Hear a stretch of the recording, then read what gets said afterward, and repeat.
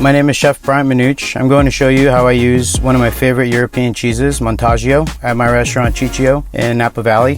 When I was traveling in Italy, I learned how to make this classic dish called Frico. This dish is famous for its use of Montasio cheese. As a chef, quality is very important to me, especially when a dish relies on only a few ingredients. That's why I use European cheese with PDO stamps on it. Seeing the PDO stamp is a guarantee of quality. You only get that on European products from a specific place. The quality is related to environment itself.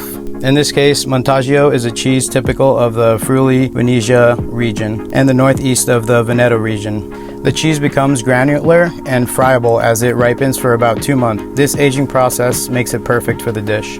So I love this dish as it showcased the cheese incredibly well. It reminds me of my time in Europe. This is Frico, featuring Montasio cheese, is made with amore.